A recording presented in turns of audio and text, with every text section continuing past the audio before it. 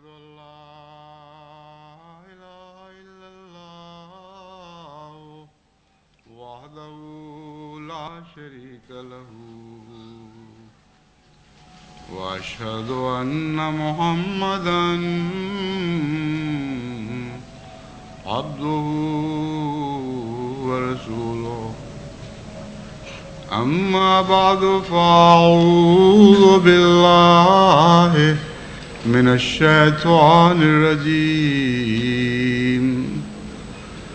بسم الله الرحمن الرحيم الحمد لله رب العالمين الرحمن الرحيم مالك يوم الدين إياك نعبد وإياك نستعين اهدنا الصراط المستقيم صراط الذين أنعمت عليهم غير المغضوب عليهم ولا الضالين.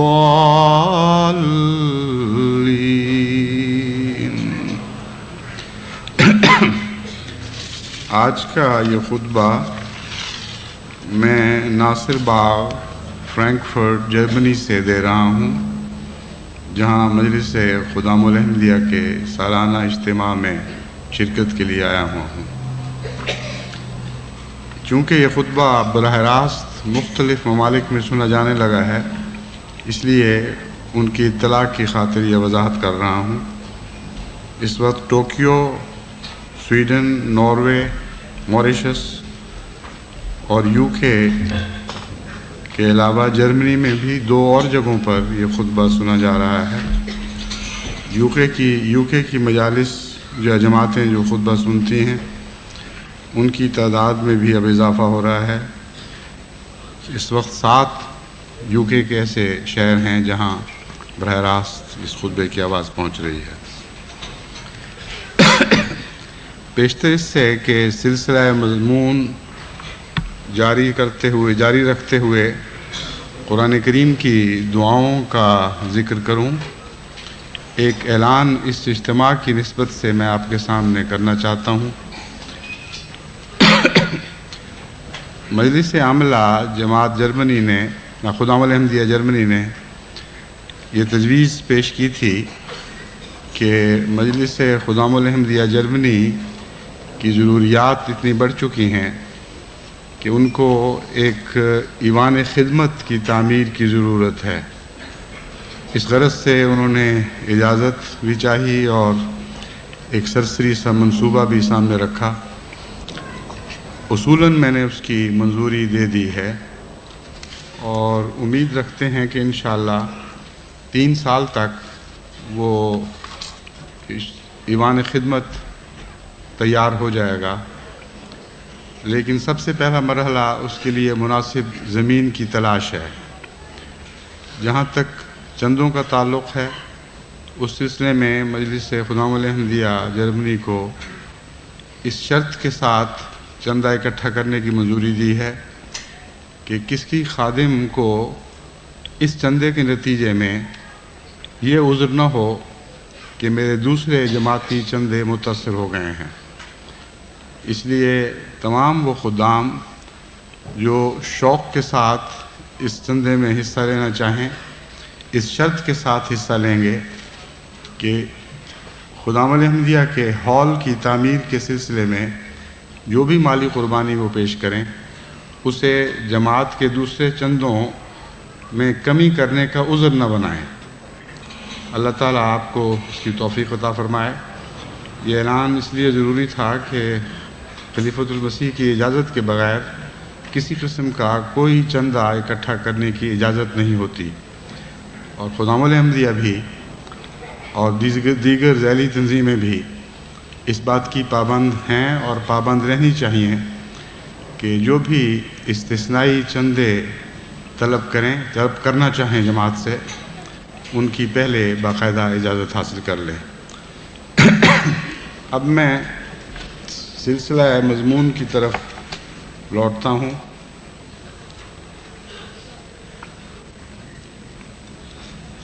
سورہ فاتحہ نے جو ہمیں یہ دعا سکھائی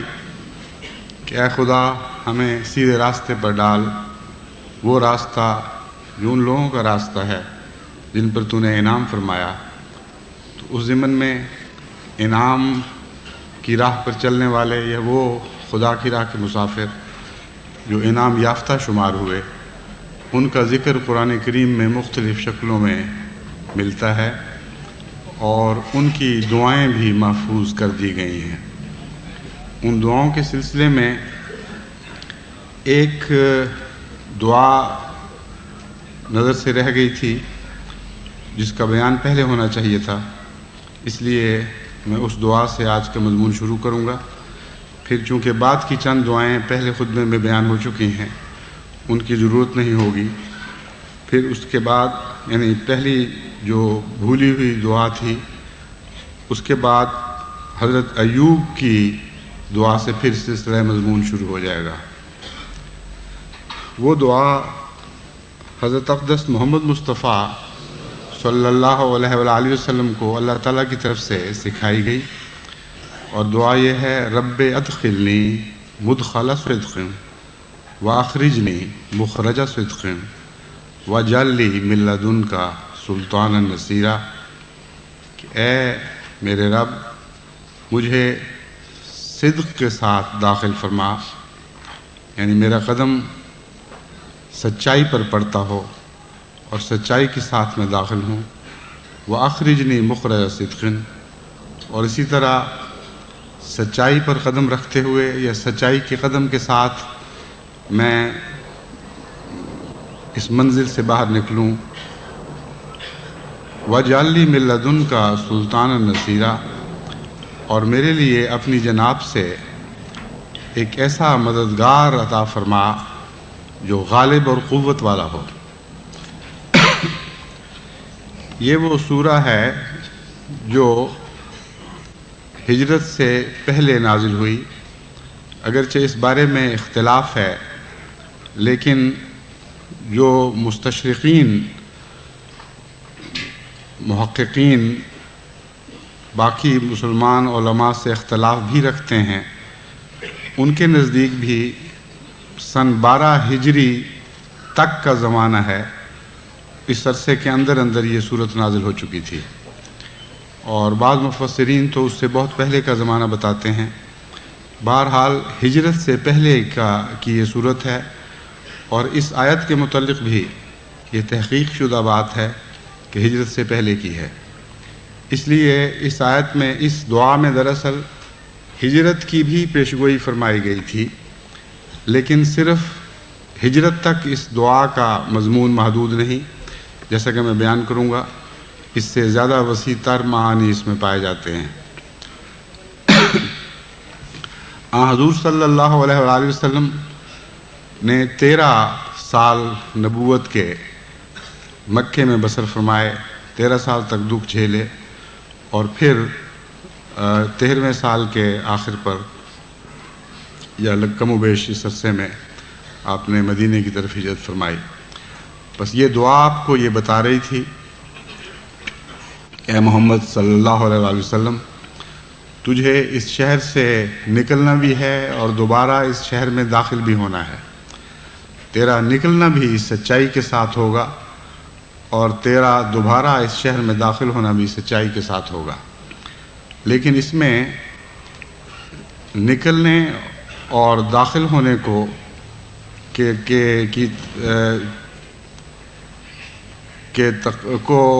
کی ترتیب کو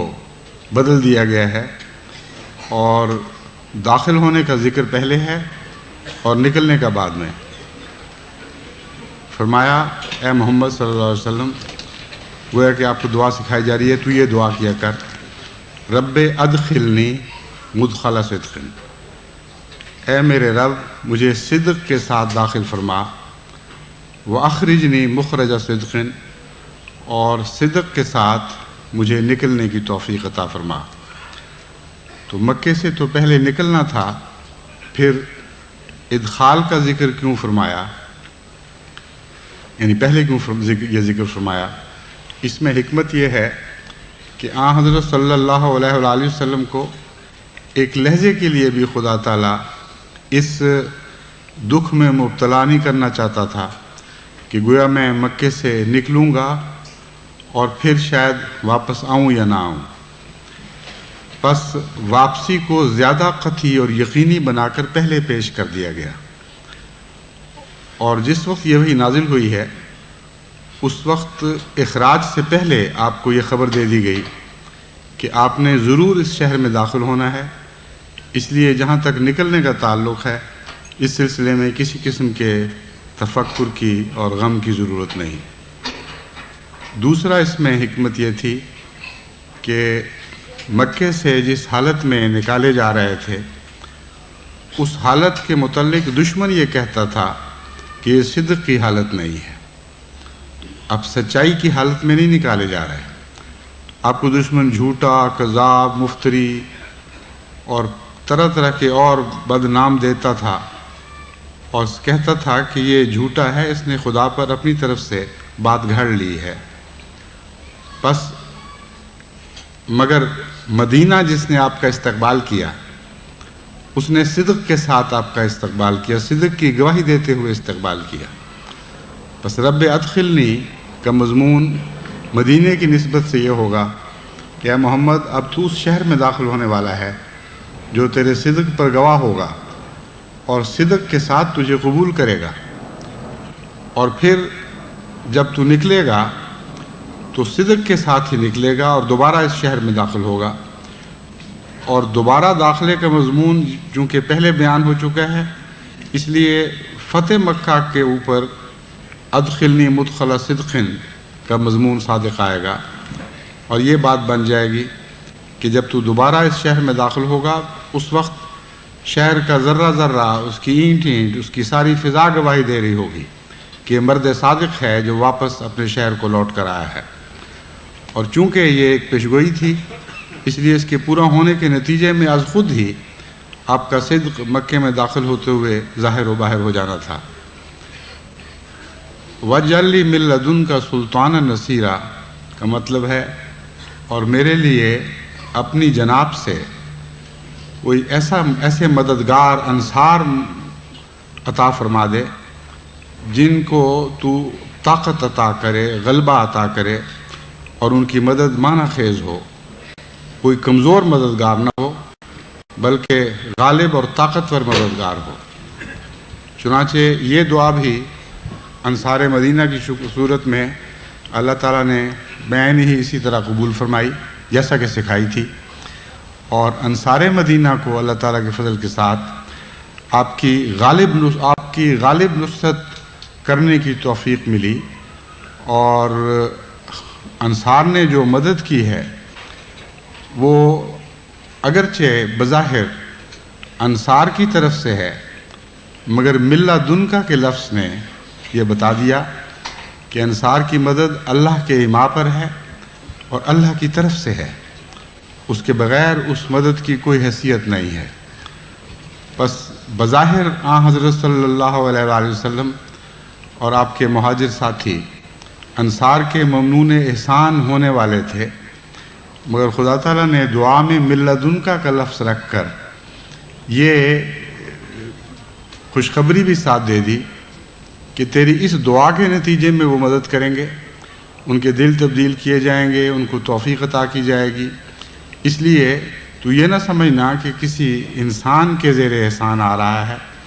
بلکہ دعا کے نتیجے میں یہ مدد خالصتاً اللہ ہی کی طرف سے ہوگی۔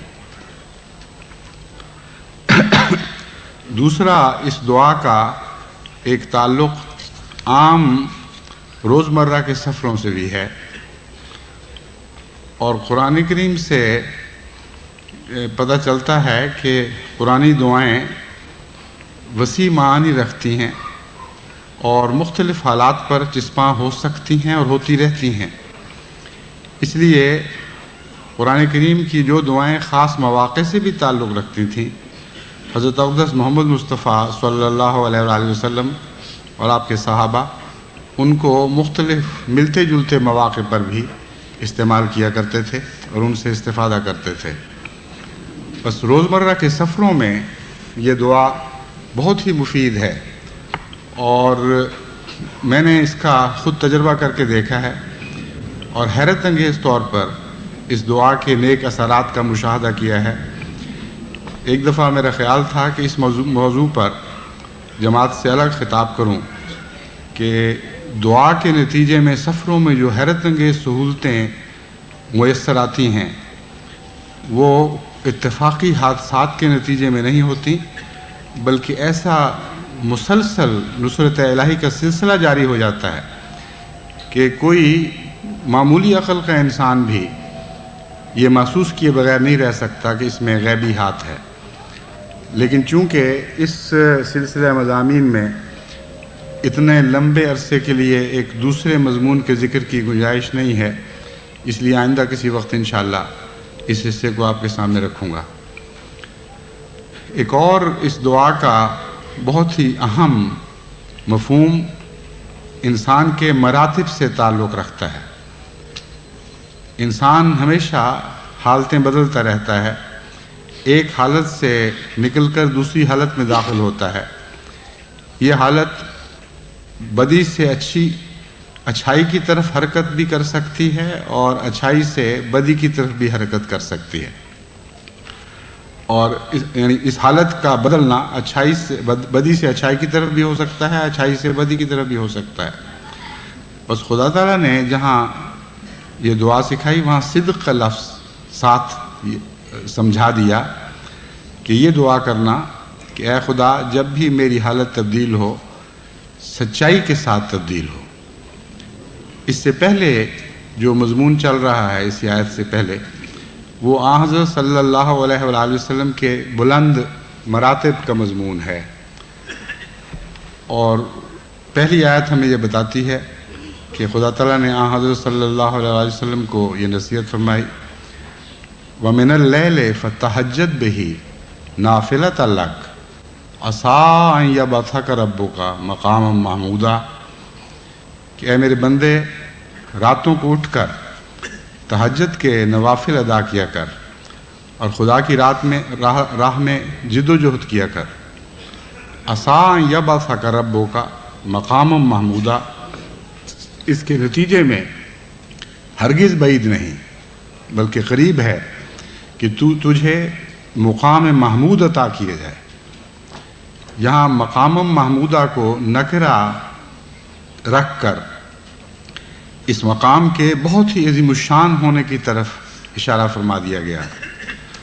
بس اس دعا کے مان بعد یہ دعا رکھی، رب ادخلنی، یعنی اس خوشخبری کے بعد کہ خدا تعالیٰ تجھے بہت ہی عظیم مقام اور مرتبہ عطا کرنا فرمانے والا ہے، یہ دعا سکھائی، رب ادخلنی مدخل صدق، کہ اے خدا جس مقام پر تو مجھے فائز فرمانا چاہتا ہے یا جس پر فائز فرمانے کا تو نے فیصلہ فرما لیا ہے، ادخلنی مدخل صدق، مجھے صدق کے ساتھ اس میں داخل فرمانا، وَأَخْرِجْنِي مُخْرَجَ صِدْقٍ، اور اس مقام پر ٹھہرائے نہ رکھنا بلکہ اس سے آگے بلند تر مقامات کی طرف بھی ہاتھ پکڑ کر لے جانا اور صدق کے ساتھ لے جانا۔ یہاں صدق کے لفظ نے تنزل کی نفی فرما دی، کیونکہ بعض دفعہ ایک انسان ایک اعلیٰ مرتبہ حاصل کرنے کے باوجود اس مرتبے پر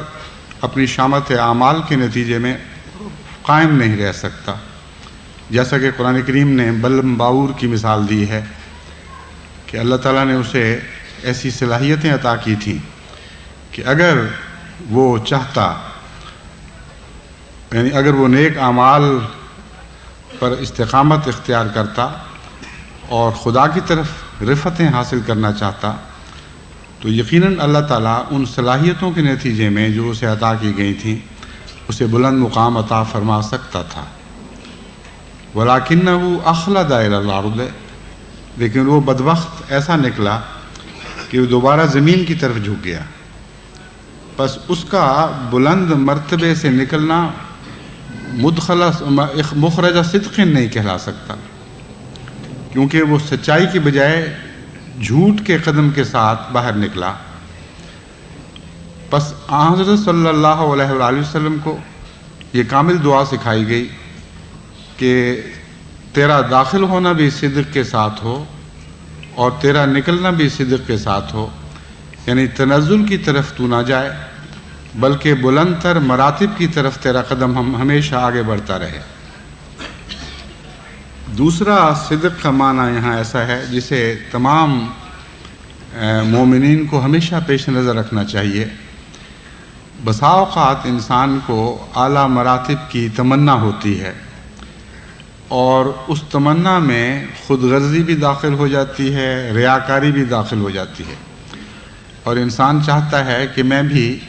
नेक शुमार किया जाऊं और दुनिया की नज़र में मेरा मर्तबा बुलंद हो और मुझे मकाम महमूद हासिल हो, यानी दुनिया की निगाह में मकाम महमूद हासिल हो। ऐसे लोगों को बाज़ दफ़ा ऐसे रूहानी तजारब से मिलते जुलते तजारब होते हैं कि वो समझते हैं कि हम खुदा के मुक़र्रब बन गए हैं, हालांकि वो रूहानी तजारब नहीं होते, वो शैतानी तजारब होते हैं। बस हर वो शख्स जो बुलंद परवाज़ी का ख्वाहिशमंद है, जो खुदा ताला का क़ुर्ब चाहता है, उसको ये दुआ बहुत ही बाकायदगी के साथ और इसके मज़ामीन में डूब कर करनी चाहिए, वरना उसका कदम कदम सिद्क़ नहीं रहेगा। बस रब अदखिलनी मुदखला सिद्क़िन का मतलब यह है कि ऐ खुदा मुझे जो भी बुलंद मर्तबा अता फरमा वो सच्चाई के साथ हो, उसमें मेरे दिल की नफसानी ख्वाहिशात का कोई भी दखल ना हो, उसमें मेरे झूठ का कोई दखल ना हो, वो खालिसतन सच्चाई का कदम हो जो तरक्कियों की तरफ उठने वाला हो और तेरी रज़ा उसे हासिल रहे। और इसी तरह जब मैं उस मुकाम से निकाल कर एक बुलंदतर मुकाम की तरफ ले जाया जाऊँ तो तब भी मेरी अदना तमन्नाओं का उसमें कोई दखल ना हो, बल्कि अरफा और आला मकासद के लिए तुझसे ही मदद मांगते हुए मैं आगे बढ़ने वाला बनूँ। बस ये दुआ बहुत ही कामिल, जामे और माने दुआ है। ज़िंदगी के मुख्तलिफ़ मराहिल पर, मुख्तलिफ़ हालात पर चिस्पां होती है, और जैसा कि मैंने बयान किया है, रोज़मर्रा के सफ़रों के सिवा दुनिया के हर सफ़र पर जो ज़ाहिरी हो या रूहानी हो, इसका इतलाक़ होता है। बस दुनिया के कारोबार में जहाँ इंसान बाज़ मुलाज़मतें मसलन करता है और तरक्कियाँ पाता है, उस वक्त भी ये दुआ काम आ सकती है, वरना बाज़ लोग तरक्की पाते हैं और फिर ज़िल्लत के साथ निकाले जाते हैं। तो पेशतर इससे कि वो तरक्की हासिल करें, अगर इस दुआ को वो अपने हिर्ज़ जान बना चुके हों और हमेशा इस दुआ की तरफ उनकी तवज्जो रहे, तो ज़िंदगी का जो भी मरहला पेश आएगा जिसमें एक हालत दूसरी हालत में तब्दील होती है, ये दुआ उनके काम आएगी। अब वो चंद दुआएं जो इसके बाद कुरान में बयान हुई हैं वो मैं बयान कर चुका हूँ। अब हज़रत अय्यूब की इस दुआ की तरफ आता हूँ। सूरह अंबिया आयत 84 में इसका ज़िक्र है, व अय्यूबा इज़ नादा रब्बहू अन्नी मस्सनी दुर्रो व अंत अरहमुर राहिमीन। और याद करो अय्यूब को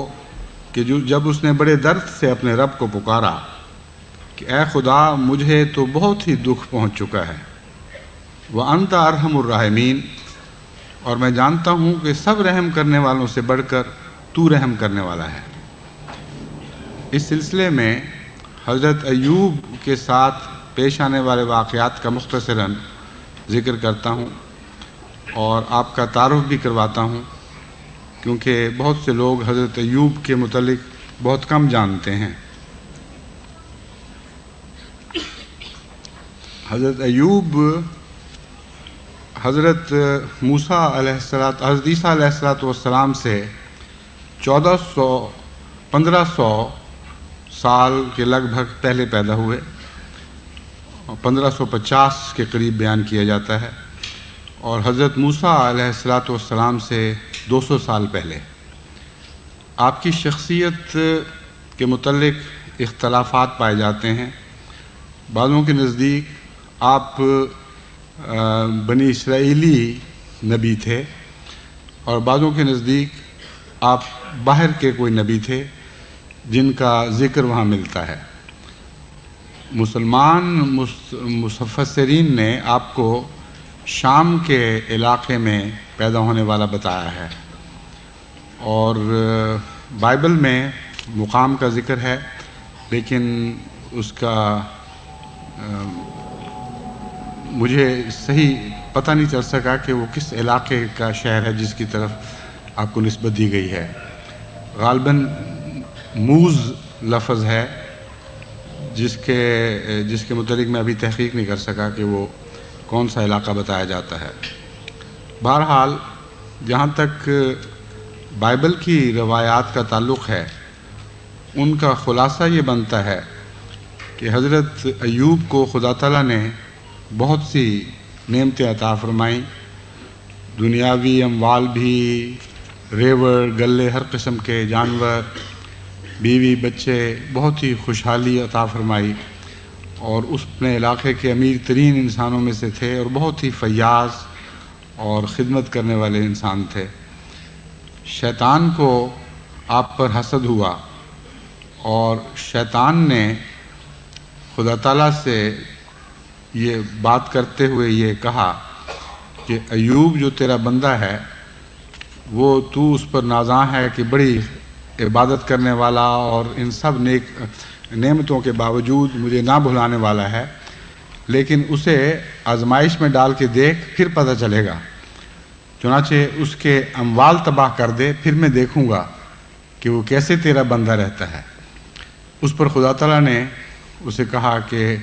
ہاں، اموال پر تجھے تصرف دیا جاتا ہے، اور حضرت ایوب کے تمام اموال تباہ ہو گئے۔ پھر اس نے اولاد کا طعنہ دیا کہ اولاد تو اچھی ہے، دنیا کے جانور اور دولتوں کی باتوں کو پرواہ نہیں ہوتی، اولاد کا صدمہ برداشت نہیں کر سکتے۔ پھر اللہ تعالیٰ نے اس کی اولاد کو پہلے جلا وطن کروایا، پھر مرنے دیا، اور اولاد ضائع ہو گئی۔ پھر شیطان نے کہا کہ اس کے بدن کے اوپر مجھے تصرف دیا جائے۔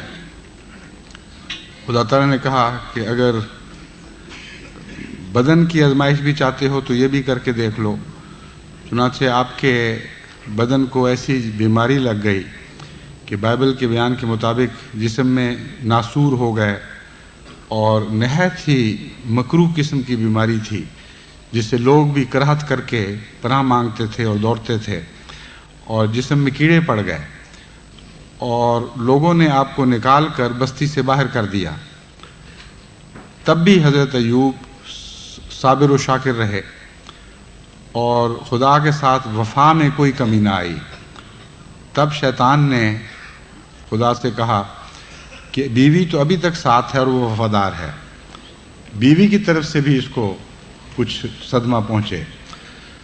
تو بیوی کے متعلق بیان کیا جاتا ہے کہ وہ اس نے شیطان کی چال میں آ کر، یا کہانی یوں بیان کی گئی ہے کہ شیطان نے کہا، خود ہی سوچا کہ جس طرح میں نے حوا کو گمراہ کیا تھا، میں اس کی بیوی کو بھی گمراہ کروں تاکہ یہ بھی ساتھ نہ رہے، پھر میں دیکھوں گا کہ اس کا صبر ٹوٹتا ہے کہ نہیں۔ چنانچہ اس نے بیوی کو یہ کہا کہ یہ بچھڑا یا جانور، کوئی جانور میرے نام پر ذبح کرو تو یہ تمہارا خامند اچھا ہو جائے گا، اور شرک کی تعلیم دی۔ اور بیوی اس پر اس حد تک آمادہ ہو گئی کہ اس نے اپنے حضرت ایوب سے اس کا ذکر کیا، اور یہاں تک کہا کہ تو اب چھوڑ خدا کو، کہاں تک صبر کرے گا، اس سے موت مانگ اور اس مصیبت سے چھٹکارا حاصل کر۔ حضرت ایوب اس پر ناراض ہوئے اور عہد کیا کہ اگر میں اچھا ہو جاؤں گا تو اس کو 100 کوڑے ماروں گا اس شرک میں مبتلا ہونے کے نتیجے میں، یعنی بطور سزا کہ میں اس کو یہ 100 کوڑے ماروں گا۔ اس پر بیوی چھوڑ کر چلی گئی اور اکیلے رہے، تب بھی حضرت ایوب ثابت قدم رہے۔ تب اللہ تعالیٰ نے آپ کو بتایا کہ یہ تیری آزمائش کا دور تھا، تو اس پر پورا اترا ہے، اور جو کچھ تیرے نقصانات تھے وہ سب پورے ہو جائیں گے، اور اب تو پہلی حالتوں کی طرف بلکہ ان سے بھی بہتر حالتوں کی طرف لوٹایا جائے گا۔ پھر بیوی بھی ملتی ہے، پھر اولاد بھی آتی ہے، پھر اور جو شہر کے لوگ نکالنے والے تھے ان کے اندر بھی ندامت پیدا ہوتی ہے۔ گویا کہ انجام اس واقعہ کا یہ ہے کہ حضرت ایوب دوبارہ اپنی صحت کی طرف بھی لوٹ آتے ہیں، پرانی شان آن بان کی طرف بھی لوٹ آتے ہیں، سب چھوٹے ہوئے روٹھے ہوئے ساتھی واپس آ جاتے ہیں۔ یہ ہے خلاصہ، اور مفسرین نے بھی کم و بیش یہی مضمون بیان کیا ہے بعض تبدیلیوں کے ساتھ، اور کہانی میں اپنا سا رنگ ڈالنے کے لیے انہوں نے یہ بیان کیا ہے کہ شیطان ایک دفعہ فرشتوں کے گروہ میں شامل ہو کر خدا کے حضور پیش ہوا۔ یہ بائبل نے لکھا ہے کہ شیطان فرشتوں کے گروہ میں شامل ہو کر خدا کے حضور پیش ہوا، تو اس طرح خدا سے اس نے گویا فرشتہ بن کر باتیں کیں، اور یہ سارا قصہ اس کے نتیجے میں ہوا۔ مفسرین نے اس کو قبول نہیں کیا، اس کو نیا رنگ یہ دے دیا ہے کہ اس زمانے میں، یعنی حضرت ایوب کے زمانے میں، شیطان بعض دفعہ فرشتوں اور نبیوں کے درمیان باتیں سن لیا کرتا تھا، مچان لگا کر بیٹھے رہتا تھا اور وہ باتیں سن لیا کرتا تھا۔ تو ایک دفعہ فرشتوں کی اور حضرت ایوب کی باتیں ہو رہی تھیں اور بڑی ان کی تعریف ہو رہی تھی، اور انہوں نے خدا سے بھی عرض کیا کہ دیکھو کیسا صابر شاکر بندہ ہے، کیسا نعمتوں والا بندہ ہے، اور پھر اس کے باوجود عبادت کرتا ہے۔ تو اس پر شیطان کو پتہ چل گیا کہ یہ کیا ہو رہا ہے، چنانچہ اس نے پھر یہ شرارت شروع کی۔ حضرت مسلم موعود نے تفسیر کبیر میں ذکر کیا ہے کہ اس سے ملتا جلتا ایک واقعہ ہریش چندر ایک ہندو بزرگ کا بھی بیان کیا جاتا ہے، جن کے متعلق یہ آتا ہے کہ وہ خدا تعالیٰ کی طرف سے اسی طرح انعام یافتہ تھے جس طرح حضرت ایوب کے ذکر میں ملتا ہے، اور بہت سی وہاں بھی مگر وہاں شیطان کی بجائے بعض دیوتاؤں کو حسد پیدا ہوا۔ حضرت مسلم موعود نے تو تفصیل سے ذکر نہیں کیا، میں نے پھر اس کو مختلف تاریخی حوالوں سے اس کو دیکھا ہے، ان روایات کو۔ ہریش چندر کے متعلق مختلف روایات ملتی ہیں، لیکن خلاصہ مختصراً یہی ہے کہ وہاں دیوتاؤں کو اس پر رشک آیا، اور انہوں نے خدا سے کہا، یعنی سب سے بڑے ہندو میتھولوجی کے مطابق سب سے بڑے خدا سے یہ کہا کہ ہمیں موقع دے، ہم اس کو آزمائش میں ڈالتے ہیں۔ چنانچہ ایک دیوتا انسان کے روپ میں گیا اور اس نے ہریش چندر سے کہا کہ سنا ہے تو بڑا سخی داتا ہے، کیا میری استدعا کو قبول کرے گا؟ اس نے کہا جو مانگے گا میں دوں گا۔ اور ہریش چندر کے متعلق بھی یہ مشہور تھا کہ وہ حد سے زیادہ وعدے کا پختہ ہے، اور جو ایک دفعہ قول قرار دے بیٹھے اس سے پیچھے ہٹنے کا سوال ہی پیدا نہیں ہوتا۔ تو اس طرح پختہ قول لینے کے بعد اس نے کہا کہ اپنا سب کچھ مجھے دے دو، تمام جائیداد، اموال، دولتیں، گھر، جو کچھ تیرا ہے سب کچھ دے دے۔ اور ہریش چندر نے دے دیا۔ اس کے بعد اس نے کہا کہ تو نے سب کچھ تو نہ دیا، ابھی تیرے بچے، بیوی، تو خود ہے اور تیرا جسم ہے، اس کا کیا ہوگا؟ چنانچہ یہ طے پایا کہ ان سب کو وہ بیچ دیں، اور ایک شودر نے جو ہندو کاسٹ سسٹم کے مطابق سب سے ذلیل قسم کی ذات ہے، آپ کو خرید لیا، اور پھر وہ مشقتوں کا دور ہوا اور بہت ہی سخت تکلیفیں ہوئیں، مصائب درپیش ہوئے۔ تو ملتی جلتی کہانی ہے۔ حضرت مسلم موعود کا یہ رجحان ہے کہ چونکہ زمانہ بھی کم و بیش ایک ہی ہے، اس لیے بعید نہیں کہ حضرت ایوب ایک ہندی نبی ہوں، اور جیسا کہ پہلے بھی میں نے بیان کیا ہے وہ بعض محققین کے نزدیک وہ اسرائیلی نہیں تھے، تو اس ہندی نبی کی روایات وہاں پہنچی ہوں اور ان کو بائبل کا حصہ بنا دیا گیا ہو۔ اس پس منظر میں اب میں قرآن کریم کی وہ دعا آپ کے سامنے رکھتا ہوں جو اللہ تعالیٰ نے حضرت ایوب کو سکھائی، اور وہ یہ تھی، وَأَيُّوبَ إِذْ نَادَىٰ رَبَّهُ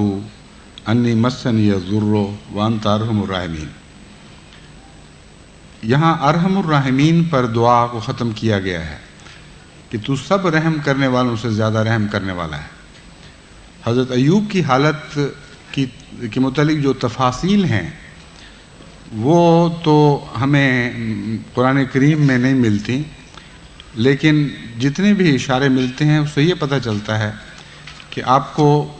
بہت ہی تکلیفیں پہنچیں اور جسمانی عوارض بھی بہت لاحق ہوئے، اور یہاں تک کہ آپ کو اپنا ملک چھوڑ کر بھی جانا پڑا۔ چنانچہ من جملہ تفصیل کے ساتھ تو ذکر نہیں، مگر یہ ضرور ملتا ہے کہ کچھ نہ کچھ واقعات جیسا کہ بیان کیے گئے ہیں ویسے آپ کے ساتھ ضرور پیش آئے، یہاں تک کہ سب نے آپ کو چھوڑ دیا۔ تو ارحم الراحمین کا مطلب ہے کہ اے خدا، میری تو یہ حالت پہنچ گئی کہ دنیا کے جتنے رحم کرنے والے ہو سکتے ہیں وہ تو منہ موڑ کے چلے گئے، میری بیوی نہ رہی، میرے بچے نہ رہے، میرے شہر والے نہ رہے، جو ایمان لائے تھے انہوں نے بھی کنارہ کشی اختیار کر لی، اب میں اکیلا اپنے وطن سے نکلتا ہوں، تو مجھے بتا کہ میں کیا کروں۔ لیکن ان سب باتوں کے باوجود میں مایوس نہیں، تو ارحم الراحمین ہے، جہاں جس پر کوئی اور رحم کرنے والا نہ ہو اس پر تو رحم فرماتا ہے۔ اس دعا کے متعلق اللہ تعالیٰ فرماتا ہے، فَاسْتَجَبْنَا لَهُ فَكَشَفْنَا مَا بِهِ مِن ضُرٍّ وَآتَيْنَاهُ أَهْلَهُ وَمِثْلَهُمْ، کہ ہم نے اس دردناک پکار کو سنا اور قبول کیا، فَكَشَفْنَا مَا بِهِ مِن ضُرٍّ، اور ان سب تکلیفوں کو کھول دیا اور تبدیل کر دیا جو اسے لاحق تھیں، وَآتَيْنَاهُ أَهْلَهُ وَمِثْلَهُمْ، ہم نے اس کے اہل بھی اسے واپس لوٹا دیے اور اس جیسے اور بھی بہت سے گھر عطا کیے جو اپنا سمجھتے ہوئے ان کے خاندان ہی کی طرح ہو گئے، یعنی ایسی ان سے محبت کرنے والے خاندان عطا کیے جو اپنوں سے الگ شمار نہیں کیے جا سکتے تھے۔ جس طرح بعض دفعہ انسانی تعلقات میں بعض خاندانوں میں ایسی محبت ہو جاتی ہے، ایسا ملنا جلنا اور قرب کا تعلق ہوتا ہے کہ وہ ایک ہی گھر کے افراد دکھائی دیتے ہیں۔ بس مثلہم معہم میں یہ بھی خوشخبری دی گئی کہ ایک گھر تجھ سے چھوٹا تھا، تجھے اور بھی بہت سے ہم گھر عطا کریں گے۔ رحمتم من عندنا، یہ خالصتاً ہماری طرف سے رحمت کے طور پر ہوگا، وذکریٰ للعابدین، اور جو عبادت کرنے والے ہیں ان کے لیے یہ ہمیشہ کے لیے نصیحت ہوگی کہ جس قسم کے بھی ابتلا درپیش ہوں مایوس نہیں ہونا چاہیے، اگر صبر کے ساتھ عبادت پر قائم رہتے ہوئے صرف خدا ہی کی طرف جھکو گے تو اللہ تعالیٰ اپنے فضل کے ساتھ تمہارے دکھوں کو دور فرما دے گا اور ہر تکلیف کو راحت میں تبدیل فرما دے گا۔ ایک اور دعا جو اس کے بعد مذکور ہے حضرت یونس علیہ السلام کی دعا ہے، وہ یہ ہے، وَظَنُّونَ إِذْ ذَهَبَ مُغَاضِبًا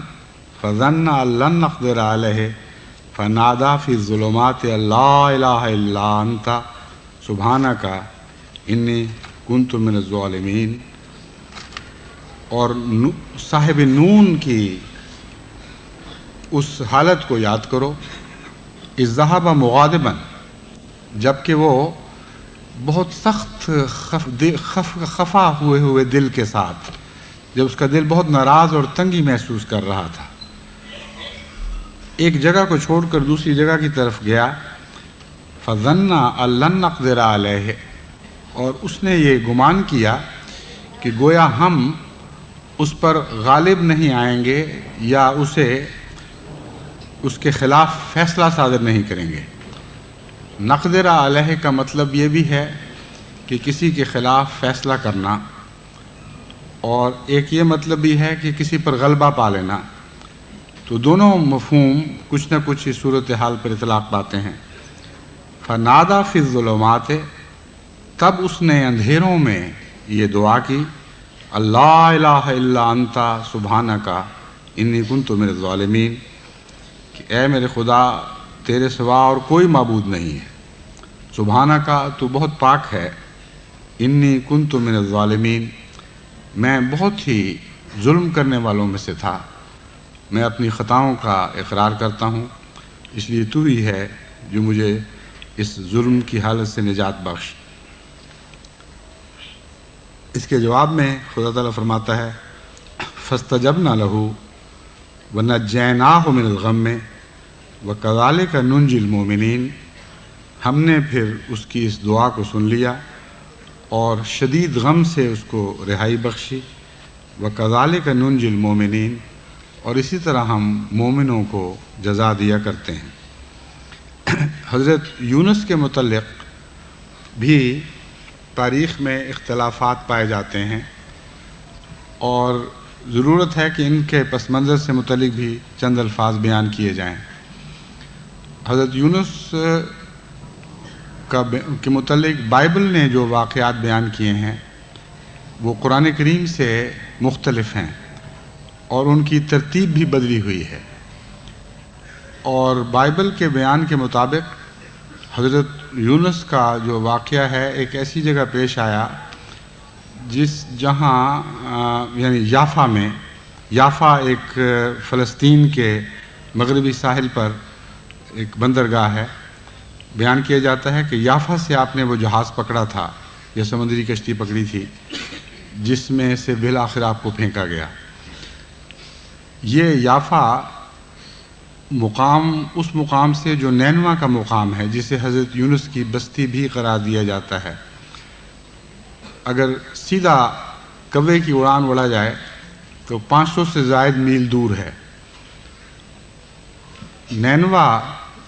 جس کے متعلق عام طور پر مفسرین کا خیال ہے کہ نینوا وہ بستی تھی جہاں حضرت یونس کو بھجوایا گیا تھا،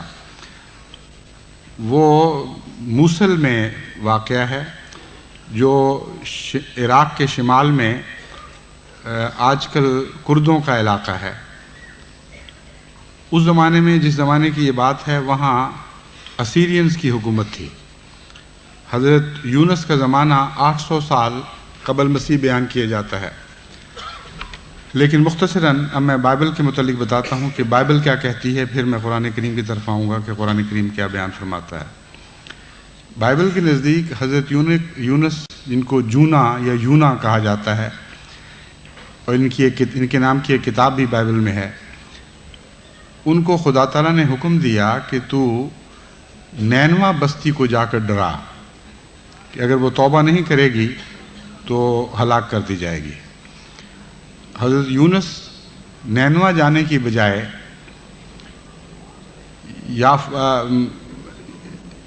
یافا چلے گئے،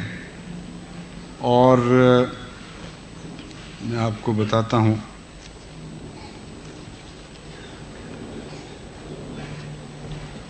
یافا جا کر آپ نے وہ کشتی پکڑ لی جس میں سے بالآخر آپ کو قرہ اندازی کے بعد باہر پھینک دیا گیا اور مچھلی نے آپ کو نگل لیا۔ اول تو یہ بات قرین قیاس نہیں، یعنی ایک مومن جس نے قرآن کریم کا مطالعہ کیا ہو اور انبیاء کی عظمت کا تعارف قرآن کریم سے حاصل ہوا ہو، وہ ایک لمحہ کے لیے بھی یہ سوچ نہیں سکتا کہ خدا ایک نبی کو مشرقی علاقے میں کسی شہر میں جانے کو حکم دے اور وہ اس طرف پیٹ کر کے مغرب کی طرف روانہ ہو جائے۔ اور خدا کے حکم کا انکار کر کے کسی اور جگہ کا رخت سفر باندھے، کسی اور جگہ کی تیاری کر لے، یہ تو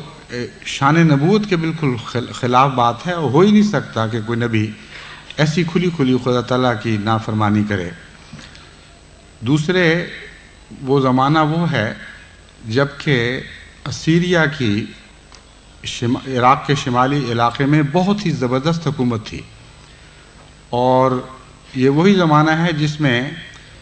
اسیرینز نے سب سے پہلے حملہ کر کے بنی اسرائیل کی حکومت کو پارا پارا کیا تھا۔ پس ناممکن دکھائی دیتا ہے تاریخی نقطہ نگاہ سے کہ اس زمانے میں فلسطین کے کسی باشندے کو خدا تعالیٰ یہ حکم دے کہ تم 500 میل تو سیدھا رستہ ہے، ویسے جو سفر کا رستہ ہے زمینی وہ بہت لمبا بنتا ہے، کہ اتنا لمبا رستہ طے کر کے تم نینوا جاؤ اور وہاں جا کے ان کو دھمکاؤ۔ بس یہ قرین قیاس بات دکھائی نہیں دیتی۔ دوسرے یہ کہ نینوا بستی کے متعلق اس زمانے میں ایسی کوئی شہادت نہیں ہے کہ وہاں کسی نبی نے بھی کسی قسم کی منادی کی ہو اور اس کے نتیجے میں ساری بستی ایمان لے آئی ہو۔ بس بائبل کا قصہ کئی لحاظ سے قابل قبول نہیں ہے۔ دوسرے، بائبل نے جو واقعات کی ترتیب بیان کی ہے وہ بھی عجیب و غریب ہے۔ بائبل کے مطابق حضرت یونس نے خدا کا انکار کرتے ہوئے نینوا کی طرف جانے کی بجائے یافا سے کشتی پکڑی اور کسی اور جگہ کا رخ اختیار کیا۔ سمندر میں طوفان آ گیا، اور جب کشتی ڈوبنے کے قریب ہوئی تو لوگوں نے کہا کہ ہم میں کوئی گناہگار ایسا ہے جس کی وجہ سے خدا تعالیٰ کا عذاب نازل ہونے لگا ہے۔ اس وقت حضرت یونس نے اقرار کر لیا اور کہا کہ میں ہی وہ ہوں جس کی وجہ سے تم سب کی شامت آ گئی ہے، اس لیے تم بہتر یہ ہے کہ مجھے کشتی سے باہر پھینک دو۔ چنانچہ ان کو کشتی سے باہر پھینک دیا گیا۔ وہاں ایک بڑی مچھلی نے آپ کو نگل لیا، اور بائبل کے بیان کے مطابق 3 دن اور 3 رات مسلسل آپ مچھلی کے پیٹ میں رہے۔ پھر مچھلی نے آپ کو کسی جگہ اگلا، وہاں سے پھر آپ واپس نینوا گئے، اور اس طرح بالآخر خدا کی بات پوری کی۔ نینوا جانے کے بعد بھی آپ نے حقیقت میں سچی توبہ نہیں کی، بلکہ نینوا والوں کو پیغام دیتے ہوئے یہ بھی کہتے تھے کہ مجھے پتہ ہے کہ ان لوگوں نے توبہ کر لینی ہے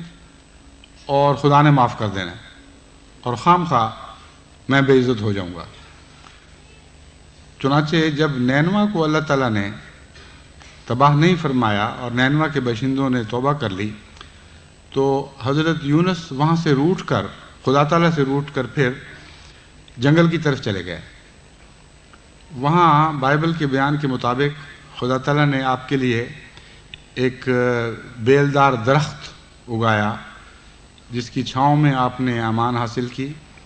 لیکن پھر ایک کیڑا بھیج دیا جس نے اس کی جڑیں کھا لیں، اور وہ درخت کھوکھلا ہو کر زمین پر جا پڑا۔ تب حضرت یونس نے ایک اور شکوہ کیا کہ یہ کیا واقعہ ہو گیا کہ ایک چھاؤں تھوڑی سی تھی، اس سے بھی میں محروم رہ گیا۔ تو اللہ تعالیٰ نے پھر ان کو کہا کہ یہ درخت تو نے نہیں لگایا تھا، اور اس ایک درخت کے مرنے پر تجھے اتنا افسوس ہے جس کے لگانے میں تیری محنت کا کوئی دخل نہیں، اور مجھ سے یہ توقع رکھتا ہے کہ 1,00,000 سے زائد بندے جو میں نے پیدا کیے ان کو آنن فانن تباہ کر دوں۔ تب حضرت یونس کو یونا کو نصیحت حاصل ہوئی۔ قرآن کریم اس سے بالکل مختلف روایت بیان فرماتا ہے۔ سب سے پہلے یہ کہ قرآن کریم میں نینوا بستی کا کوئی ذکر نہیں، اور مفسرین نے اندازہ لگایا ہے بائبل کو پڑھ کر کہ بستی نینوا ہی ہوگی۔ بعضوں کا خیال ہے ذُنُّون میں، یعنی نون والا جو کہا گیا ہے، اس سے نینوا بستی والا مراد ہے، حالانکہ نون مچھلی کو کہتے ہیں اور صاحب الحوت بھی آپ کو قرار دیا گیا ہے۔ اس لیے پہلی بات تو یہ ہے کہ نینوا کا کوئی ذکر نہیں ہے۔ دوسرے ایک اور اہم بات یہ ہے کہ اگر نینوا سے ناراض ہو کر آپ واپس جائیں تو 700-800 میل دور جا کر یافا کی بندرگاہ کو کیوں پکڑیں، یعنی وہاں سے کیوں جہاز پکڑیں؟ ساتھ ہی آپ کے دریائے دجلہ تھا، یعنی نینوا کی بستی دریائے دجلہ کے ایک کنارے پر واقع ہے، وہاں سے کشتی لے کر آپ جو بھی سفر اختیار کرنا چاہتے اختیار کر سکتے تھے۔ اس لیے یہ بات بھی قرین قیاس نہیں ہے۔ پس بائبل کے بیان کے برعکس قرآن کریم نے اول تو اس بستی کا ذکر نہیں فرمایا، دوسرے جو واقعہ بیان فرمایا ہے وہ بہت ہی معقول اور مربوط ہے، اور اس میں کسی قسم کے اعتراض کی کوئی گنجائش نہیں۔ خصوصیت کے ساتھ یہ یاد رکھنا چاہیے کہ قرآن کریم نے آپ کے 3 دن اور 3 رات مچھلی کے پیٹ میں رہنے کا کوئی ذکر نہیں فرمایا۔ یہ فرمایا ہے کہ مچھلی نے آپ کو نگلا، اور یہ بھی فرمایا ہے کہ آپ نے اس تکلیف اور دکھ کی حالت میں یہ دعا کی ہے، اور ساتھ ہی یہ بتا دیا کہ مچھلی نے اگل دیا۔ لیکن یہ کہیں ذکر نہیں کہ 3 دن اور 3 رات آپ مچھلی کے پیٹ میں رہے تھے۔ بس یہ زیادہ قرین قیاس ہے کہ آپ کچھ عرصہ کے لیے وہاں رہے ہوں۔ اس بات کی وضاحت کی اس لیے خصوصیت سے ضرورت پیش آئی ہے کہ عموماً احمدی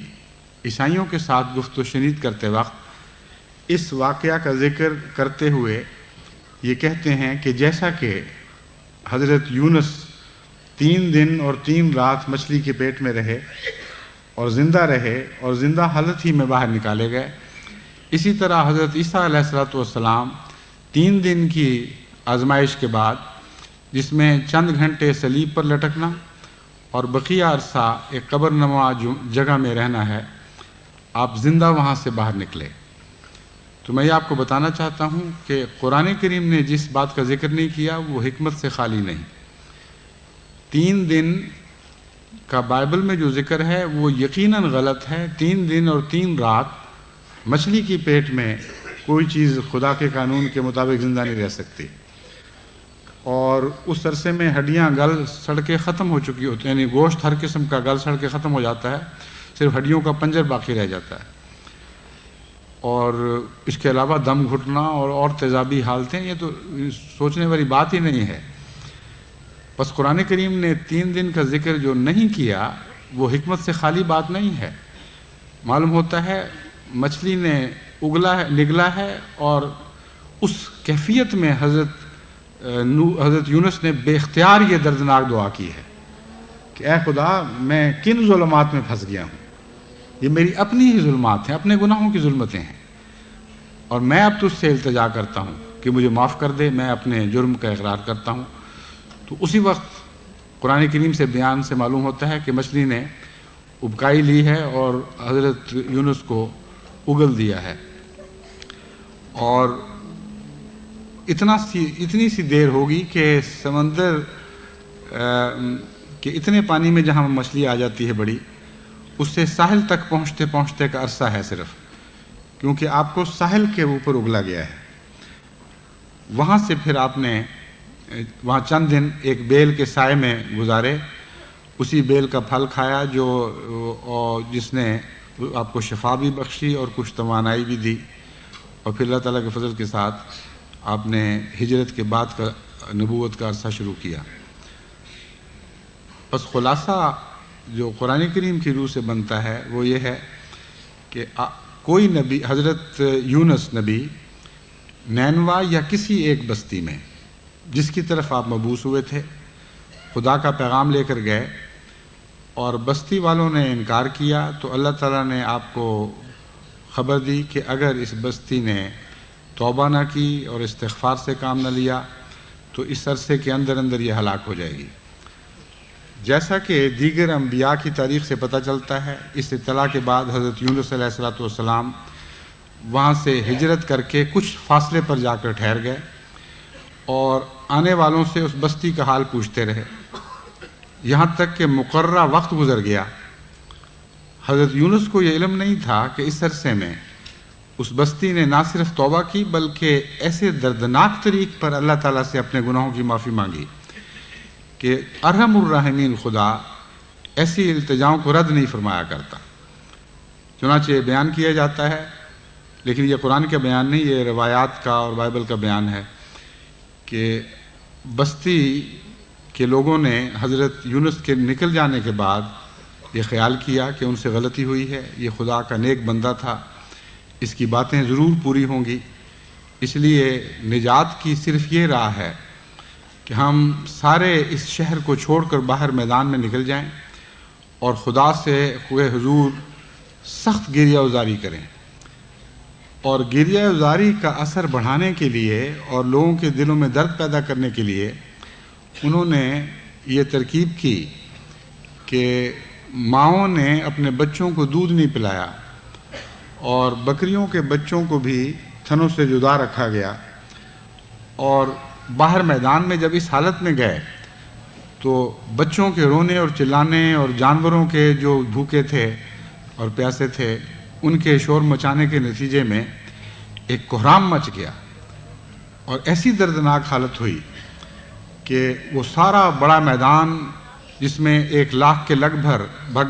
شہر کے لوگ بڑے چھوٹے موجود تھے، وہ قیامت کا نمونہ بن گیا، اور اس طرح وہ روئے اور چلائے کہ جیسے جانوروں کو ذبح کیا جاتا ہے اور وہ تڑپتے ہیں۔ تو چنانچہ خدا تعالیٰ کو اس حالت پر آ گیا اور خدا نے اپنے وعدے کو ٹال دیا۔ چنانچہ قرآن کریم فرماتا ہے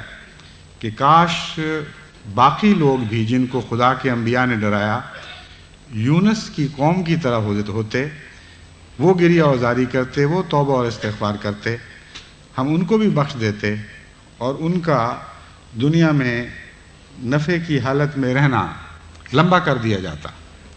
یعنی اچھی حالتیں ان کی لمبی کر دی جاتی ہیں اور ان کو خدا کا عذاب نہ پکڑ لیتا۔ تو یہ وہ واقعہ ہے۔ حضرت یونس چونکہ اس بات سے بے خبر تھے، جب وقت معینہ گزر گیا اور ایک دیہاتی جو اس شہر سے آ رہا تھا اس سے حضرت یونس نے پوچھا کہ کیوں جی بتاؤ اس بستی کا کیا حال ہے؟ تو اس نے کہا وہ ٹھیک ٹھاک ہے، بس رہے ہیں۔ اس پر حضرت یونس اتنے دل برداشتہ ہوئے کہ وہ سمجھے کہ اللہ تعالیٰ نے مجھ سے وعدہ کیا تھا یا میرے ذریعے ان کو یہ وعید دیا تھا کہ تم ہلاک کیے جاؤ گے، اور ہلاک نہیں کیا۔ تو شرم کے مارے وہ بستی کو نہیں لوٹے۔ قرآن کریم اس کے بعد کے واقعات کو بہت ہی لطیف انداز میں بیان فرماتا ہے۔ وَإِنَّ يُونُسَ لَمِنَ الْمُرْسَلِينَ، یاد رکھو یونس مرسلین میں سے تھا۔ اس گواہی کے ساتھ اس کہانی کا آغاز ہوتا ہے، جس کا مطلب یہ ہے کہ اس کے متعلق ایسی بات نہ کہہ دینا جو مرسلین کی شان کے خلاف ہے۔ اس کے متعلق یہ نہ خیال کر لینا کہ خدا نے اسے حکم دیا کہ تو فلاں جگہ جا اور وہ نافرمانی کرتے ہوئے کسی اور جگہ کی طرف چل پڑا۔ تو مرسل وہ بہرحال تھا۔ مرسلین سے بھی بعض دفعہ کچھ غفلتیں ہو جاتی ہیں، عام انسان اس سے سینکڑوں گنا بڑی غفلتیں کرتا ہے اور پکڑا نہیں جاتا، کیونکہ اس کے معیار کے مطابق وہ گناہ نہیں بنتا۔ لیکن جتنا بلند مقام ہو اتنا ہی داغ نمایاں ہوتا جاتا ہے، اور معمولی داغ بھی سفید کپڑوں پر بڑا ہو کر دکھائی دیتا ہے۔ بس یہ مضمون ہے جس کی طرف قرآن کریم اشارہ فرما رہا ہے، وَإِنَّ يُونُسَ لَمِنَ الْمُرْسَلِينَ۔ یونس بہرحال مرسلین میں سے تھا، خدا کے برگزیدہ بندوں میں سے تھا جس کو خدا نے اپنا پیغامبر بنا کے بھیجا تھا۔ اس لیے جو کچھ بھی اس سے غلطی ہوئی وہ مرسلین میں پھر بھی رہے گا، اور سننے والوں کا تقاضا کے پر یہ واجب ہے کہ وہ ادب کے تقاضوں کو ہاتھ سے نہ چھوڑیں۔ اذ ابق الی الفلک المشحون، جب وہ بھاگتا ہوا ایک بھرے ہوئے جہاز میں داخل ہوا۔ ابقا کا مطلب ہے جیسے گاڑی چھوٹتی ہوئی آپ دیکھتے ہیں تو دوڑ کے پکڑتے ہیں گاڑی، یا جہاز کی سیٹیاں بج چکی ہیں، رخصت ہونے والا ہے تو اب تیزی سے آگے جاتے ہیں کہ میں رہ نہ جاؤں. تو فرمایا کہ وہ جہاز بھرا ہوا تھا پہلے ہی اور چل رہا تھا، تو حضرت یونس نے دیکھا تو دوڑ کر اس کو پکڑا. فَسَاهَمَ فَكَانَ مِنَ الْمُدْحَضِينَ. قرہ حضرت یونس نے ڈالا. اقرار وغیرہ کی کوئی ذکر نہیں ہے کہ اپنے گناہوں کا ان کے سامنے اقرار کیا. معلوم ہوتا ہے جہاز ڈولا ہے، پہلے ہی بھرا ہوا تھا، طوفان آ گیا ہے، لوگ ڈر گئے، تو یہ فیصلہ ہوا کہ قرہ ڈالا جائے. اور جہاز کا لفظ تو اس پر اطلاق ہی نہیں کرتا، اس زمانے کے لحاظ سے جہاز کہلاتا ہوگا، لیکن ایک عام کشتی تھی، ورنہ جہاز سے ایک آدمی کے پھینک دینے سے تو کوئی فرق نہیں پڑا کرتا. اتنی بڑی کشتی تھی، اس سے بڑی نہیں تھی کہ اگر اس میں سے ایک آدمی بھی باہر پھینک دیا جائے تو اس کے نہ ڈوبنے کے امکان پیدا ہو سکتے ہیں، بچ جانے کے امکان پیدا ہو سکتے ہیں. چنانچہ خدا کی شان ہے کہ حضرت یونس سے قرہ ڈلوایا گیا. اور اس میں ایک یہ بھی حکمت ہے کہ پہلے چونکہ بہت سے مسافر بھرے ہوئے تھے، حضرت یونس چونکہ بعد میں آئے تھے، اگر کوئی اور قرہ ڈالتا تو حضرت یونس کو یہ شک پڑ سکتا تھا کہ مجھے انہوں نے نکالنا ہی تھا، بہانہ بنا لیا ہے. اس لیے خدا تعالیٰ نے حضرت یونس کو بتانے کے لیے کہ میری تقدیر کام کر رہی ہے، اس میں کسی بندے کی سازش کا دخل نہیں، ایسا انتظام کیا کہ کشتی والوں نے آپ ہی کو کہا کہ آپ قرہ ڈالیں. چنانچہ جب قرہ نکالا تو آپ کا اپنا نام نکلا، اور مدحضین یعنی سمندر میں پھینکے ہوئے میں سے وہ ہو گیا. فَالْتَقَمَهُ الْحُوتُ وَهُوَ مُلِيمٌ. وہ اس حالت میں مچھلی نے اسے نگلا کہ وَهُوَ مُلِيمٌ، کہ وہ ملامت کرنے والا تھا، اور ملامت یعنی اپنے نفس پر ملامت کرنے والا تھا یا ملامت زدہ تھا.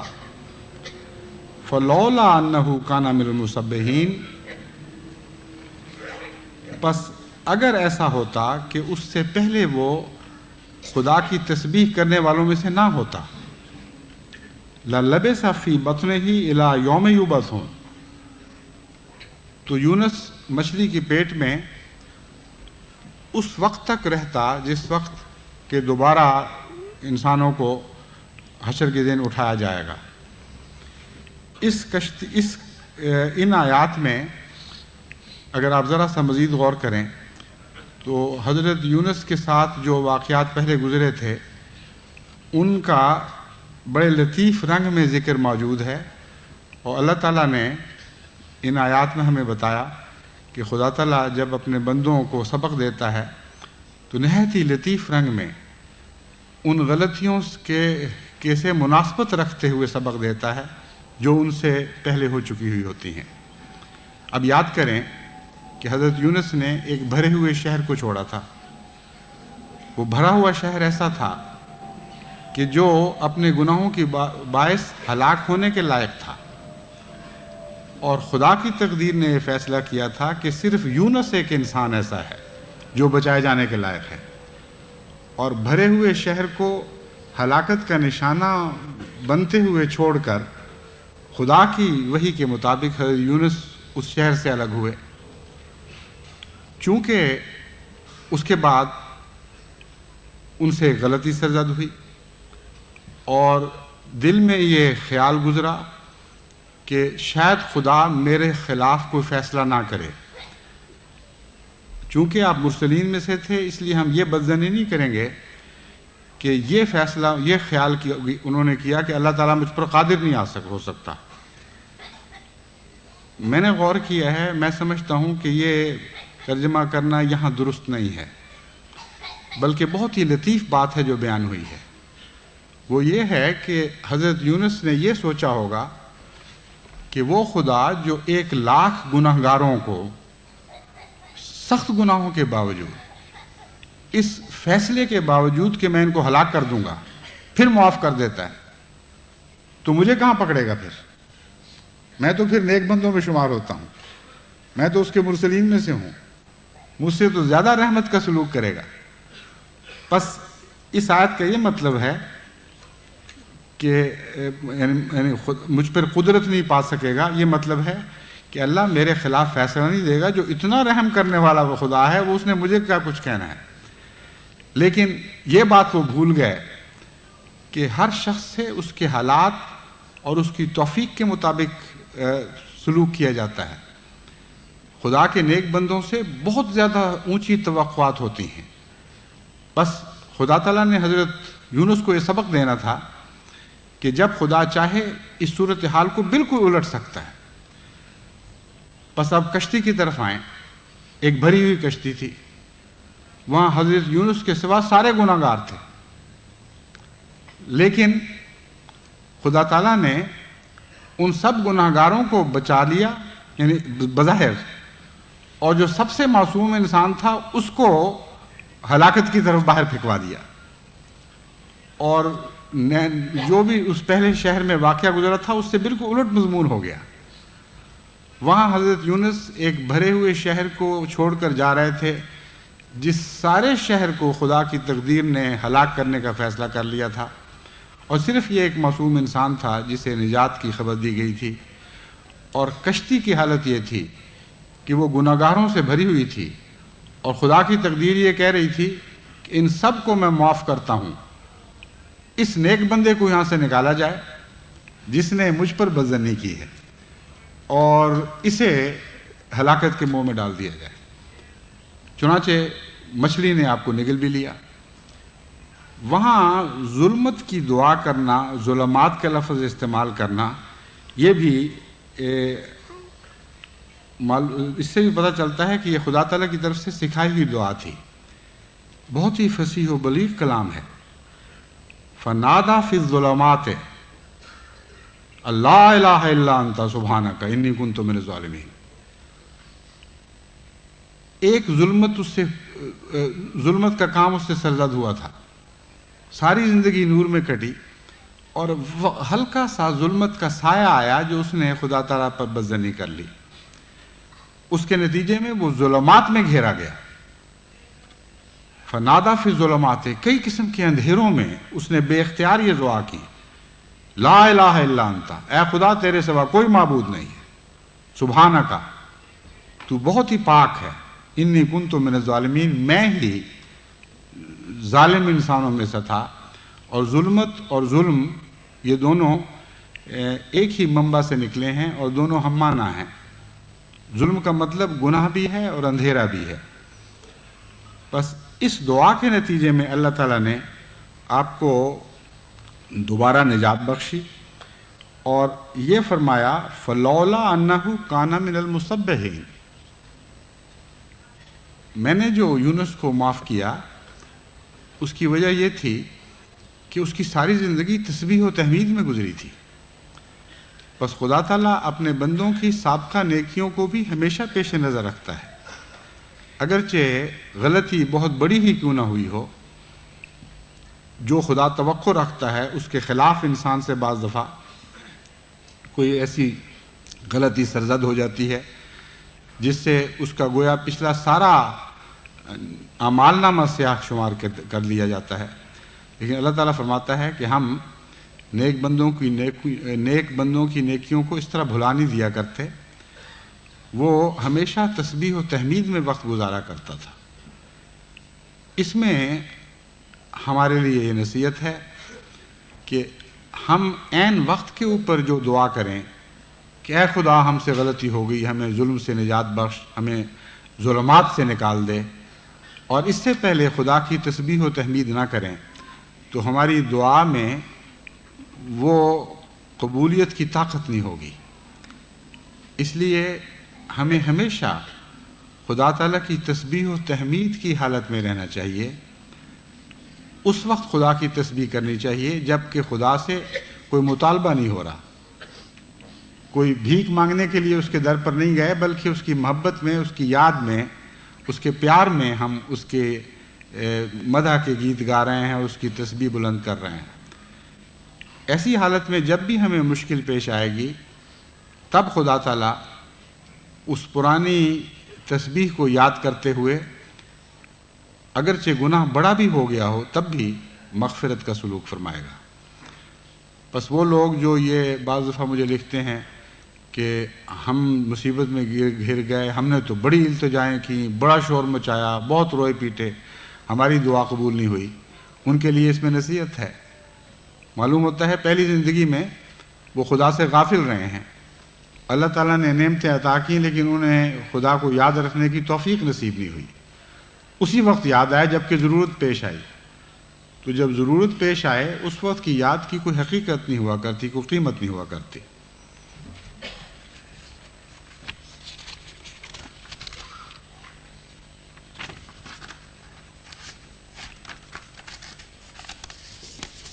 بس وہ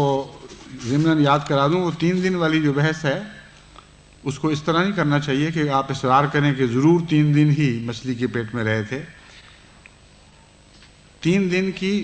خطرناک حالت ہم کہہ سکتے ہیں۔ معلوم ہوتا ہے بائبل میں جو واقعہ ہے وہ لکھنے والوں کو پوری طرح واضح نہیں تھا۔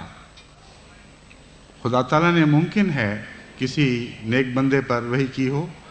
یا ایک باہر کے نبی کا قصہ وہاں پہنچا ہو اور اس میں غلطی رہ گئی ہو۔ 3 دن کی انتہائی نازک حالت کا ذکر ہوگا جس کو یہ سمجھ لیا گیا کہ گویا 3 دن مچھلی کے پیٹ میں رہے۔ یہ ایسی بات ہے جیسے دل کا حملہ ہوتا ہے تو 3 دن تک بعض دفعہ ایک شخص انٹینسیو کیئر میں رکھا جاتا ہے، یعنی ایسی حالت میں جہاں زندگی اور موت کے درمیان کشمکش جاری ہوتی ہے۔ بس وہ حالت جس میں بظاہر موت غالب آنے والی ہو اسے ہم خطرناک حالت قرار دیتے ہیں۔ بیماری تو بعد میں بھی کچھ چلتی ہے لیکن اس بات کی حالت میں صحت کے غلبے کے امکان بڑھ جاتے ہیں۔ بس حضرت عیسیٰ علیہ السلام کے ساتھ بھی صلیب پہ چند گھنٹے رہنے کے بعد 2.5 دن ایسی حالت رہی کہ گویا جانکنی کی حالت تھی، شدید گہرے زخموں میں آپ مبتلا تھے اور یوں معلوم ہوتا تھا کہ دم آیا کہ نہ آیا، کچھ کہا نہیں جا سکتا تھا۔ تو 3 دن کی مشابہت اس رنگ میں حضرت یونس سے ہوئی کہ حضرت یونس علیہ السلام کو بھی مچھلی نے خواہ چند ثانیوں کے لیے یا 1-2 منٹ کے لیے ہی پیٹ میں رکھا ہو، جب اگلا ہے تو اس کے زخم بھی اتنے کاری تھے اور اتنا گہرا نقصان ہو چکا تھا کہ 3 دن اس کے بعد جانکنی کی حالت میں رہے ہیں۔ اگر خدا تعالیٰ بیل اگا کر اس کا سایہ نہ کر دیتا اور اس بیل میں شفا نہ رکھتا تو آپ کے بچنے کے بظاہر کوئی امکان نہیں تھے۔ اور ایسی حالت سے بھی اللہ تعالیٰ نجات بخش دیتا ہے۔ بس جہاں بعض احتیاطوں کے سبق ہیں وہاں اللہ تعالیٰ کی رحمت کے بے انتہا ہونے کی طرف بھی توجہ دلائی گئی ہے۔ ایسی خطرناک حالت میں بھی خدا تعالیٰ بچا سکتا ہے جس سے بظاہر بچنے کی کوئی صورت نہ ہو۔ اب میں آخر پر حضرت زکریا کی دعا کے بعد اس خطبے کو ختم کروں گا۔ حضرت زکریا کی ایک دعا پہلے بھی گزر چکی ہے۔ اب جو دعا میں قرآن کریم میں دوسرے لفظوں میں ہمارے سامنے رکھی ہے وہ یہ ہے، وَزَكَرِيَّا إِذْ نَادَىٰ رَبَّهُ رَبِّ لَا تَذَرْنِي فَرْدًا وَأَنْتَ خَيْرُ الْوَارِثِينَ۔ سورہ الانبیاء آیت 20 ہے یا 30 ہے، یہ صحیح پڑھا نہیں جا رہا، غالباً 20 لکھا ہوا ہے۔ وَزَكَرِيَّا إِذْ نَادَىٰ رَبَّهُ رَبِّ لَا تَذَرْنِي فَرْدًا وَأَنْتَ خَيْرُ الْوَارِثِينَ کہ زکریا کو بھی یاد کرو، اِذْ نَادَىٰ رَبَّهُ جب اس نے اپنے رب کو پکارا اور یہ عرض کیا، رب لا تذرنی فردن، اے میرے خدا مجھے اکیلا نہ چھوڑ، وَأَنْتَ خَيْرُ الْوَارِثِينَ اور سب وارثوں میں بہتر تو ہی وارث ہے۔ اس دعا میں پہلی دعا سے متعلق اگر کسی کو غلط فہمی پیدا ہوئی ہو تو اس کا ازالہ فرما دیا گیا ہے۔ پہلی دعا میں یہ ذکر تھا کہ آپ نے یہ عرض کی کہ اے خدا میرا کوئی والی نہیں ہے، مجھے شریکوں کا ڈر ہے، میری بیوی بانجھ ہے اور بوڑھی ہے، میرے مرنے کے بعد وہ اکیلی رہ جائے گی تو کوئی اس کی حفاظت کرنے والا نہیں ہوگا۔ اس سے کسی کے دل میں یہ خیال پیدا ہو سکتا تھا کہ حضرت زکریا کے نزدیک ظاہری اولاد کی ظاہری حکمتوں کے پیش نظر اہمیت ہے، اور وہ یہ سمجھتے تھے کہ اگر میرا وارث نہ ہوا تو میرے پیچھے میری بیوی گویا لاوارث رہ جائے گی۔ تو حضرت نوح چونکہ خدا تعالیٰ کے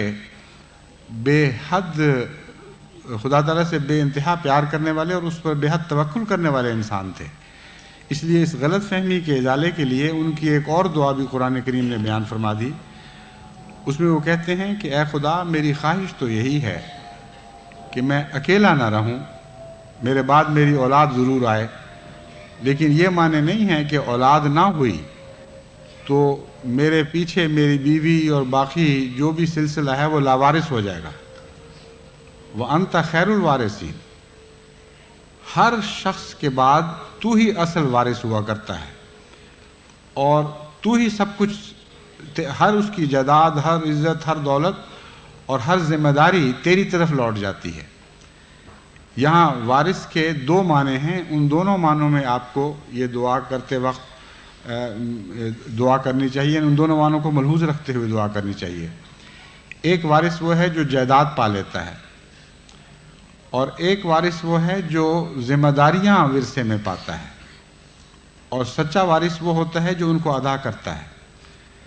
تو انت خیر الوارثین میں یہ دونوں باتیں شامل ہیں۔ مطلب یہ ہے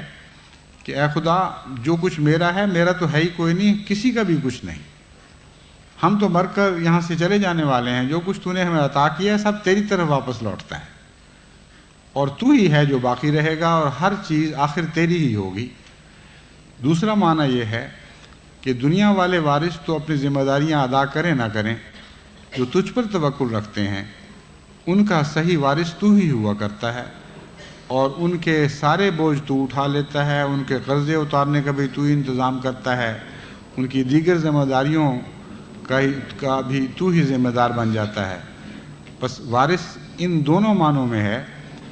بس وہ لوگ جو اولاد کی تمنا رکھتے ہیں ان کو یہ دعا ان معنوں میں کرنی چاہیے کہ ہم تمنا تو رکھتے ہیں، مگر یہ مطلب نہیں ہے کہ اولاد نہیں ہوگی تو ہم برباد ہو جائیں گے، ہمارا تو ہی تو ہے،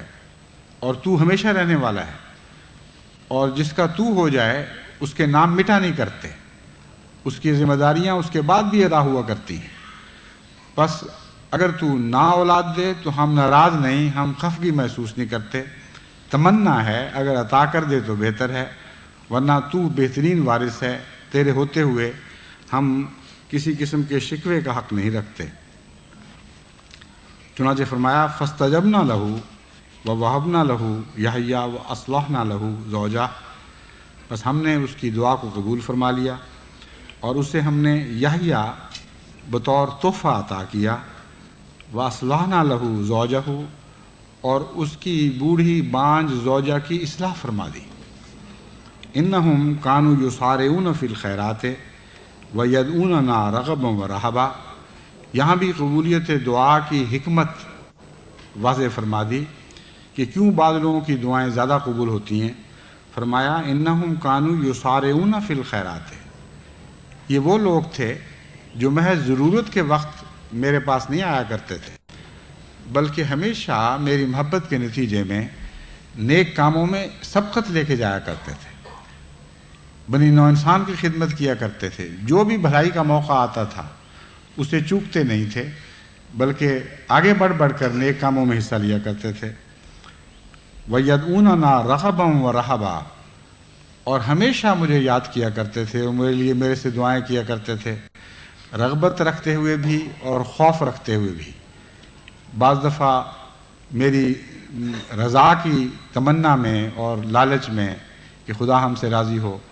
اور بعض دفعہ اس خوف میں دعا کیا کرتے تھے کہ کہیں کوئی ایسی بات نہ ہو جائے کہ خدا ناراض ہو جائے۔ بس جن کا یہ دستور ہو، اور پھر فرمایا وَقَانُوا لَنَا خَاشِعِينَ، اور وہ ہمیشہ میرے ساتھ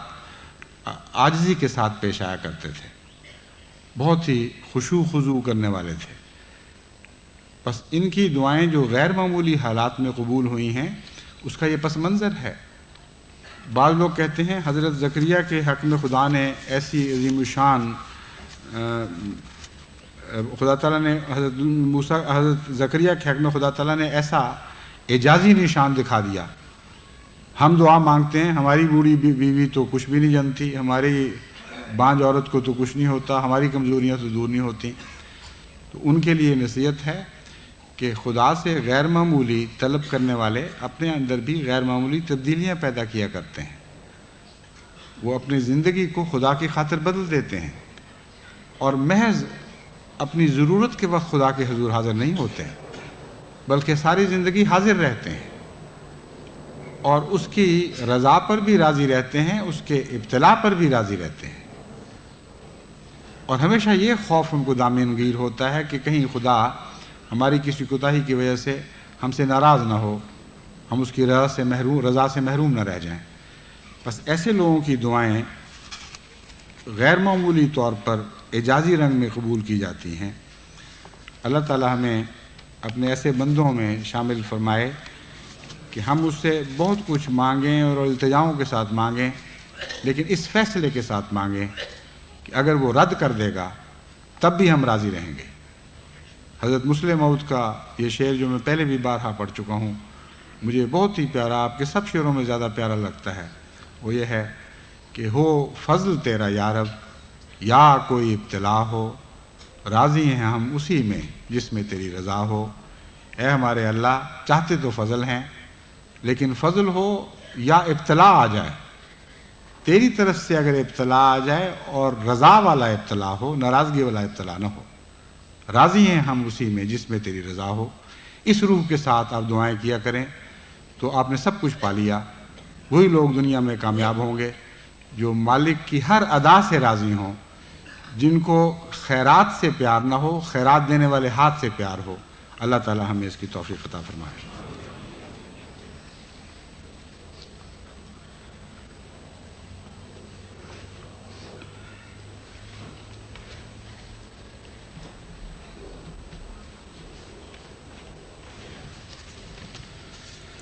الحمد للہ نحمده ونستعینه ونستغفره ونؤمن به ونتوکل علیہ ونعوذ باللہ من شرور انفسنا ومن سیئات اعمالنا من یهده اللہ فلا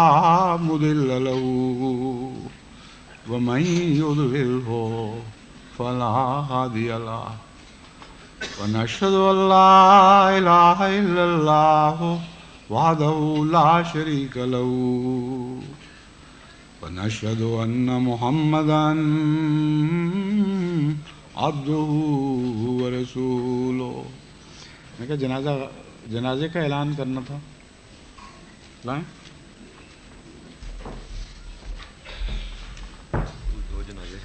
امت العزیز کہتے ہیں نا، وہ دونوں خاتونی کے تھے۔ اچھا، اور اس کے علاوہ ایک ڈاکٹر رفیق بخاری صاحب کے ہمشیرہ ہیں۔ شرط ہم سب کے لیے نہیں، وہ مجھے بتائیں کن کن کا جنازہ غائب ہے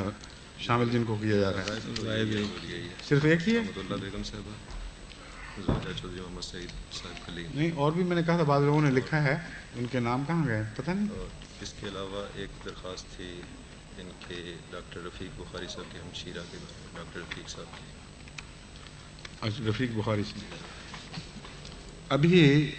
خطبہ ثانیہ ختم ہونے کے بعد نماز جنازہ ہوگی۔ یہ جرمنی کے خاتون امت العزیز جو فیصل آباد کے نائب امیر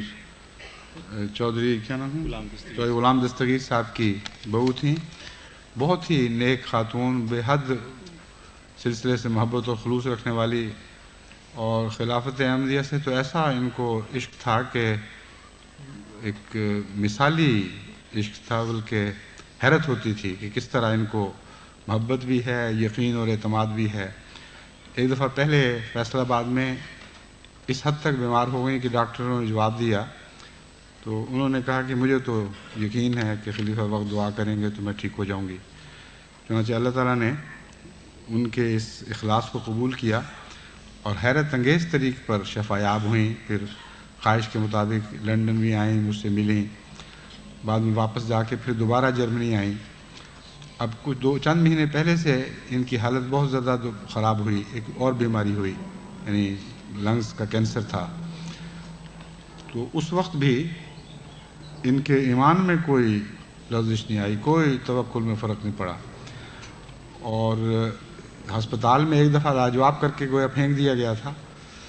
تو ان کی طرف سے پھر مجھے پیغام ملا، تو پھر خدا تعالیٰ نے دعا کی توفیق دی اور اس حالت سے پھر باہر نکل کے خدا کے فضل سے باہر آ گئیں۔ لیکن تقدیر تو ہے، وہ تو لازماً آنی ہے، یعنی موت تو ٹل ہی نہیں سکتی۔ یہ وہم تو دلوں سے نکل جانا چاہیے کہ کوئی شخص مستثنا ہو سکتا ہے تقدیر سے۔ دعا سے خدا تعالیٰ تھوڑی سی مہلتیں بڑھا دیا کرتے ہیں اپنے پیار اور محبت کے اظہار کے لیے۔ آخر ان کا وقت آنا ہی تھا، لیکن عجیب بات یہ ہے کہ ان کی شدید خواہش تھی کہ میں ان کا جنازہ پڑھوں۔ چنانچہ جب ہم آ رہے تھے یہاں جرمنی تو میری اہلیہ نے مجھے یاد کرایا، انہوں نے کہا کہ دیکھو یہ جو تمنا تھی خدا نے یہ بھی پوری کر لی، اور اس وقت تک نہیں مری جب تک آپ کے جرمنی آنے کا انتظام نہیں ہوا، ورنہ جنازہ غائب ہی ہو سکتا تھا، سامنے رکھ کے تو جنازہ نہیں پڑھا جا سکتا تھا۔ تو اللہ تعالیٰ ہمارے احمدیوں، بڑوں چھوٹوں، مردوں عورتوں کے دل میں اسی طرح اخلاص پیدا کرے، اسی طرح ان کے اخلاص کو نوازتا رہے، اپنے قرب کے نشان دکھاتا رہے۔ ان کے بچے چھوٹے ہیں، ان کے لیے بھی خصوص سے دعا کریں، اللہ تعالیٰ اسی رنگ میں ان کو بھی، بچوں کو بھی رنگین فرمائے، ان کا حامی و ناصر ہو۔ وہی خیر الوارثین ہے، جو یہ دعا تھی اسی پر تان ٹوٹتی ہے۔ باقی وارث تو آنے جانے والے ہیں، ذمہ داریاں ادا کریں یا نہ کریں۔ اگر خدا کسی کا وارث بن جائے تو پھر اسے کوئی غم اور کوئی فکر نہیں رہتا۔ اس کے علاوہ 2 جنازہ غائب ہیں، ایک مسمات امت الرشید زوجہ چودھری محمد سعید صاحب کلیم، اور دوسرا نہیں، دوسرا ایک اور بتایا تھا آپ نے، رفیق صاحب کی،